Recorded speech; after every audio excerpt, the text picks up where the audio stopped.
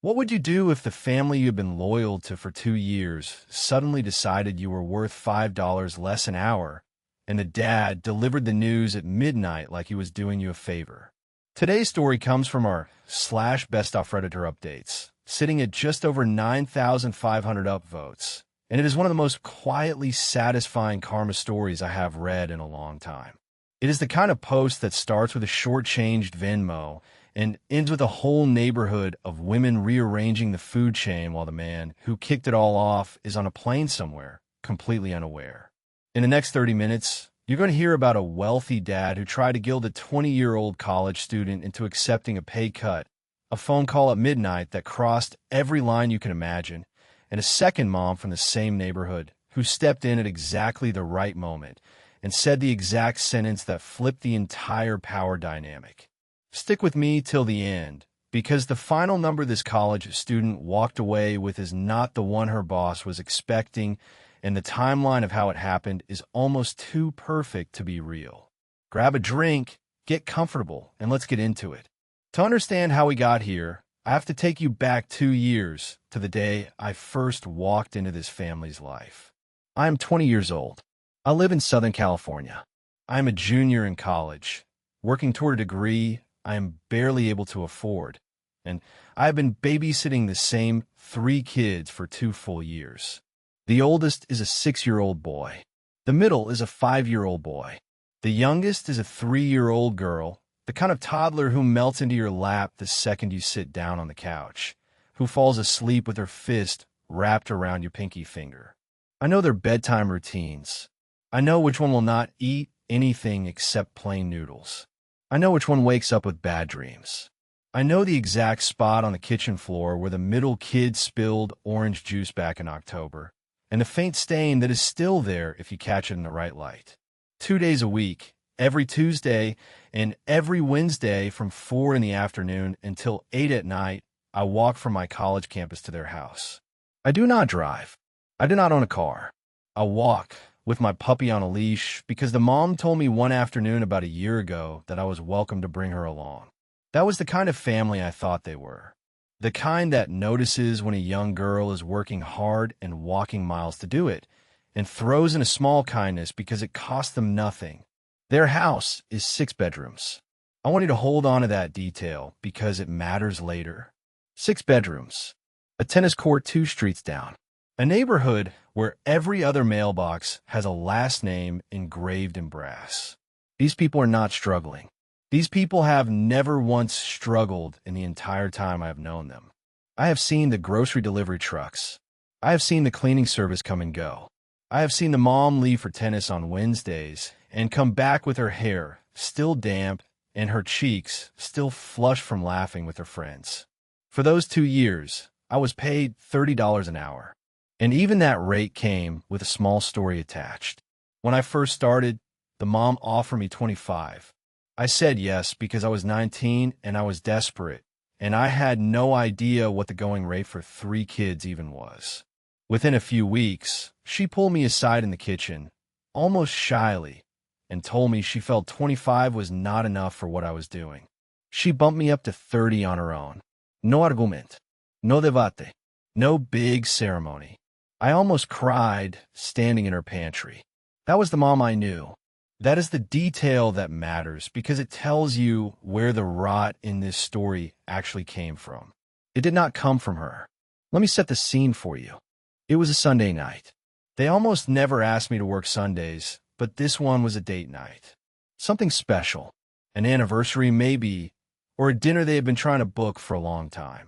The mom texted me Saturday afternoon and asked if I would be willing to come over for a few extra hours so they could have the evening to themselves. I said yes without thinking twice. These are my people. These were the kids I had practically helped raise for the last 2 years.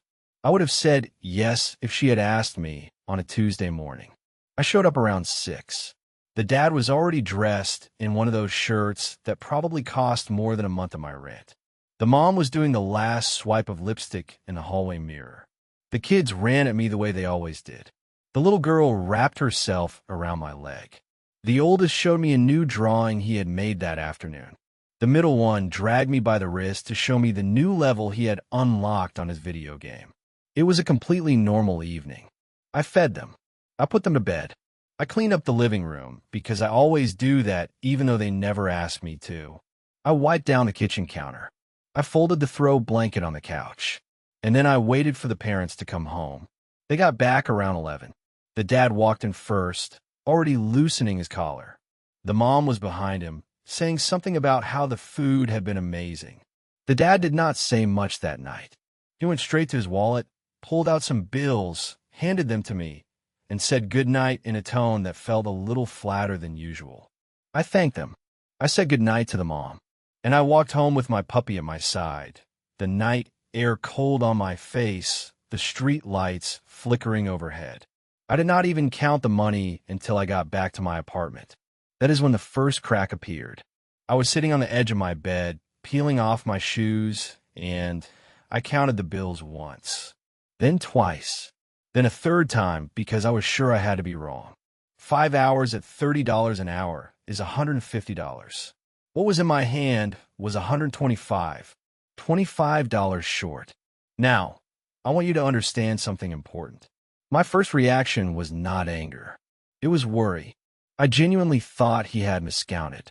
This was the same dad who drove a car I could not pronounce the name of. This was the family I trusted. I assumed it was an honest mistake. I picked up my phone and I sent the mom a polite little text. Something like, "Hi, I think there might have been a mix-up with tonight's pay. No rush, but could you double-check?" I sent it. I put the phone down. I made myself a cup of tea. I stared at the ceiling. My phone buzzed. It was not a text back. It was a phone call. And it was not from the mom. It was from the dad. I remember staring at the name on my screen for a full 3 seconds before I answered. Something about the timing felt wrong. The mom was the one who had always handled the payments. The mom was the one I had texted. And yet it was the dad calling me back at almost midnight on a Sunday. I picked up. I said hello. His voice was calm in a way that made me uncomfortable. He said, "Hey, so I want to talk to you about the pay." He said, "I've been thinking about this for a while, and I feel like $30 an hour is a lot for what you're actually doing." He said, "My kids are pretty self-sufficient at this point. They mostly watch TV or play video games while you're here.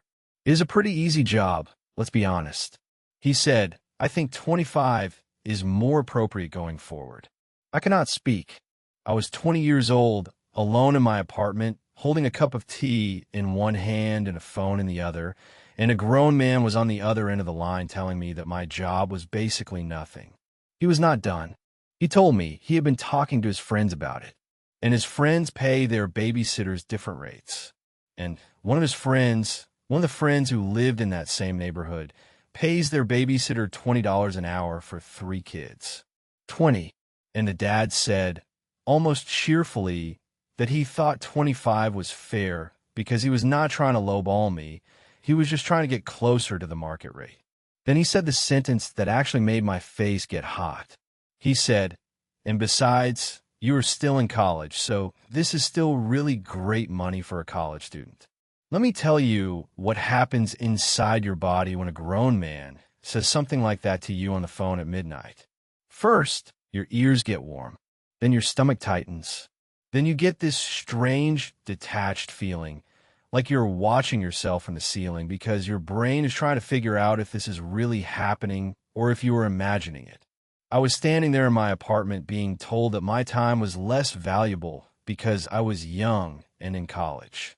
I was being told in so many words that I should be grateful for the scraps of what I had already been earning. I was being told that I was a little girl with a chore, not a woman with a job. And then he tacked on the last insult. He said, "Inflation is hitting us hard. We are trying to cut any unnecessary expenses." Unnecessary expenses. That was the exact phrase he used. About me.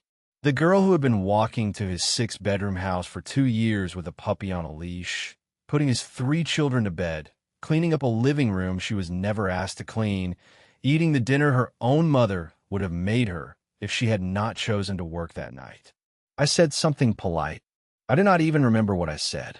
I think I told him I would think about it. I hung up. I sat on the edge of my bed for a long time, staring at the wall, feeling my chest go up and down, feeling the back of my neck go hot, and then cold, and then hot again. Now, here's where I want to slow down, because I think a lot of people in my exact position would have folded right here. A lot of 20-year-olds would have looked at that $25 an hour offer and said, fine, it is better than nothing. I still need to work. I still need to pay rent.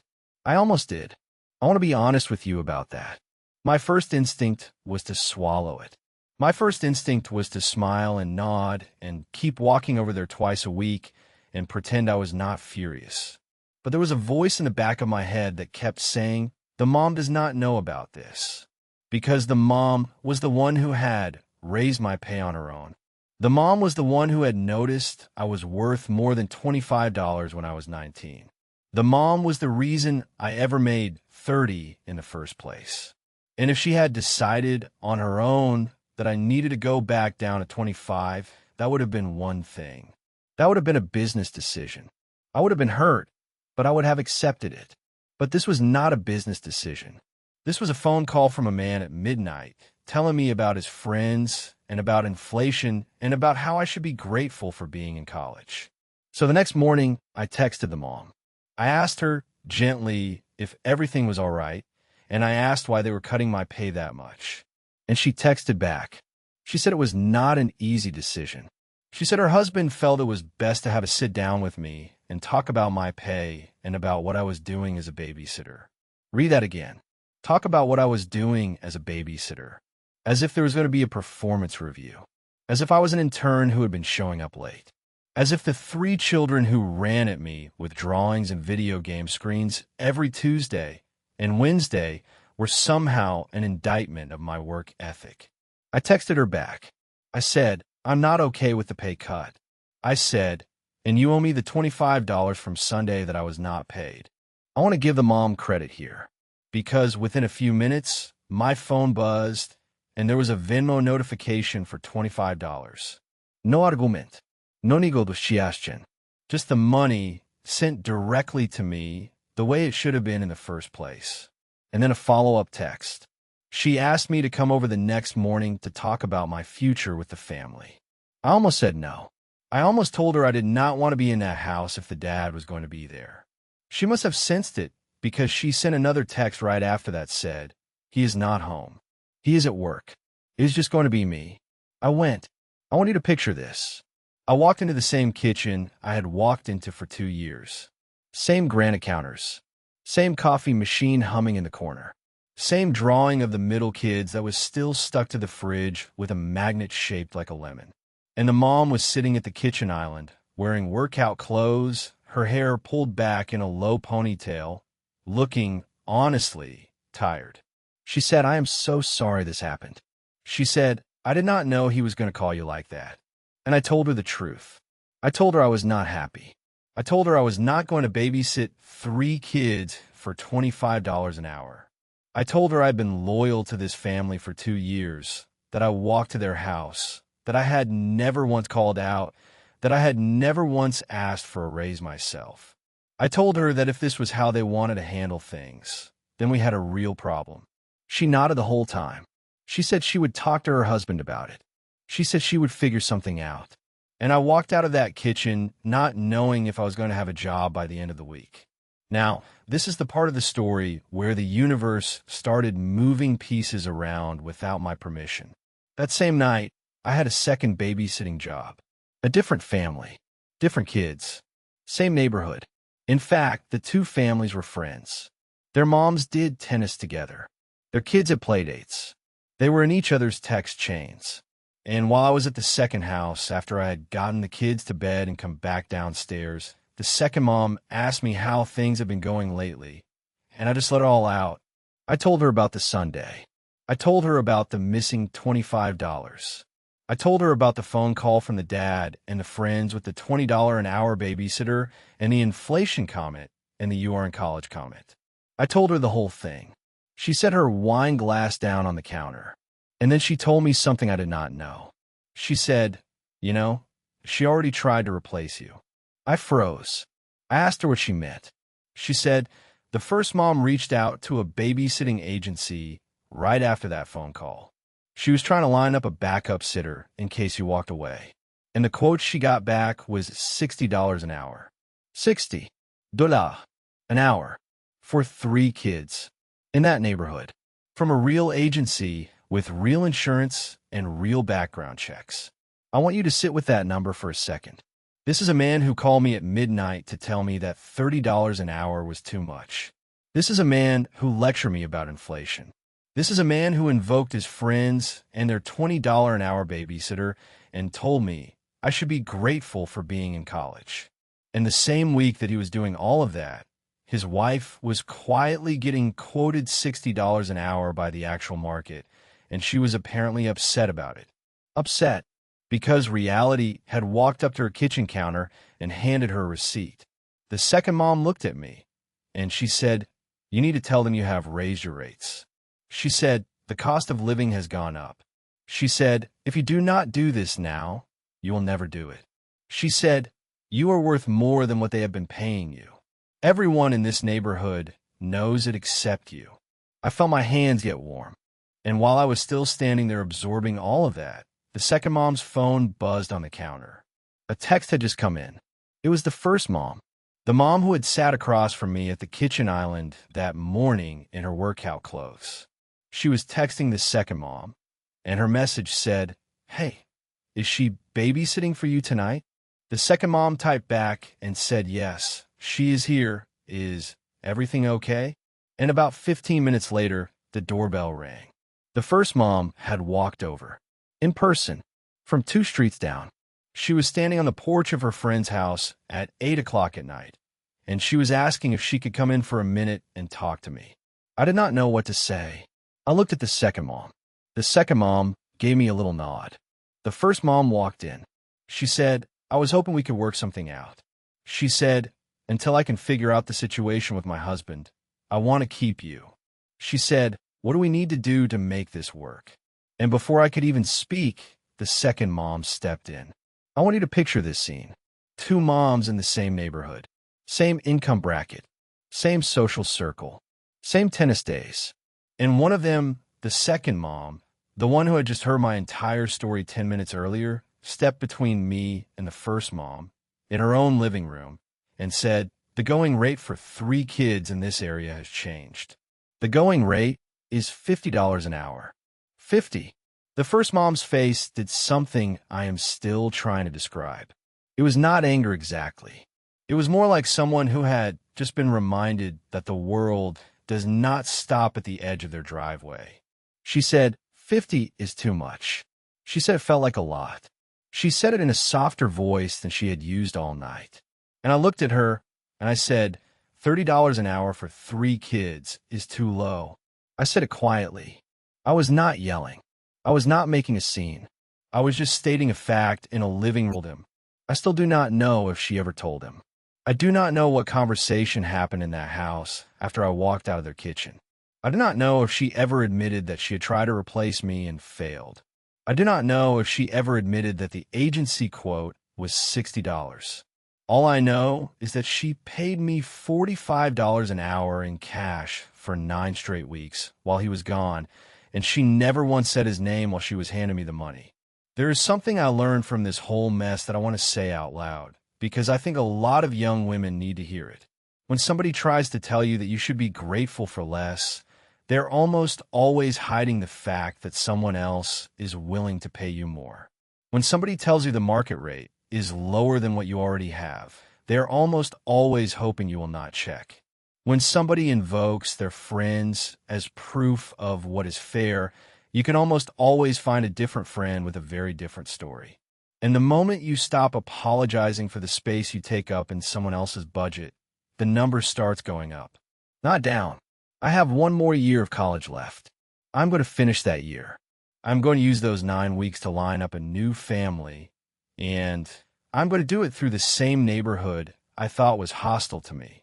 Because it turns out the neighborhood was not hostile. Only one person in it was. And he is currently somewhere on a plane, cutting unnecessary expenses, completely unaware that the expense he was most worried about just got raised by 50% behind his back, in cash, by his own wife.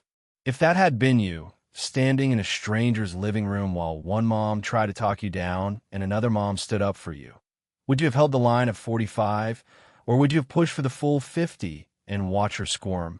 If you made it this far, you already know what to do. I'll see you in the next one. My puppy on her leash and the cool air on my face, and I thought about how 24 hours earlier I had been sitting on the edge of my bed counting $25 short. I thought about the dad, somewhere in that 6-bedroom house, probably already packing his carry-on for his trip, probably telling himself he had handled me like a man, probably congratulating himself on cutting an unnecessary expense. And I thought about his wife, who had stood in the second mom's living room and agreed, in front of a witness, to pay me $15 an hour more than she had been paying me before in cash, so her husband would not see it on a bank statement. I'm not going to lie to you. I slept really well that night. Here's what I keep turning over in my head, even now. The dad thought he was in control of the situation. He thought that because he was the one with the wallet, because he was the one who made the phone calls, because he was the one whose friends had opinions about babysitter rates, he was the one who got to decide what I was worth. He thought my age was a weakness. He thought my college status was a weakness.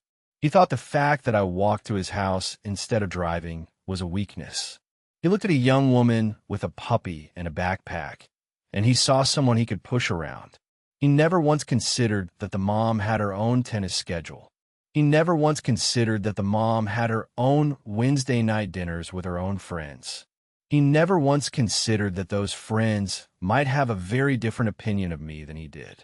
He never once considered that the market he kept invoking was actually on my side, not his. And that is the part that still gets me. The market. He used that word like it was a weapon. He told me what his friends are paying. He told me what was fair. He told me I should be great. And meanwhile, the actual market, the real one, the one with agencies and quotes and going rates, was sitting at $60 an hour, and he did not know it because his wife had not told him. I still do not know if she ever told him. I do not know what conversation in that house after I walked in the kitchen. I do not know if she ever admitted that she had tried to replace me and failed. I do not know if she ever admitted that the agency quote was $60. All I know is that she paid me $45 an hour in cash for 9 straight weeks while he was gone, and she never once said his name while she was handling me. There is something I learned from this whole mess that I want to say out loud, because I think a lot of young women need it. When somebody tries to tell you that you should be grateful for less, they're almost always hiding the fact that someone else is willing to pay you more. When somebody tells you the market rate is lower than what you already have, they're almost always hoping you will not check. When somebody invokes their friends as proof of what is fair, you can almost always find a different friend with a very different story. And the moment you stop apologizing for the space you take up in someone else's budget, the number starts going up, not down. I have 1 more year of college left. I'm going to finish that year. I'm going to use those 9 weeks to line up a new family, and I'm going to do it through the same neighborhood I thought was hostile to me. Because it turns out the neighborhood was not hostile. Only one person in it was. And he's currently somewhere on a plane, cutting unnecessary expenses, completely unaware that the expense he was most worried about just got raised by 50% behind his back in cash by his own wife. If that had been you, standing in a stranger's living room while one mom tried to talk and another mom stood up for you, would you have held the line at 45, or would you have pushed for the full 50 and squirm? If you made it this far, you already know what to do. I'll see you in the next one.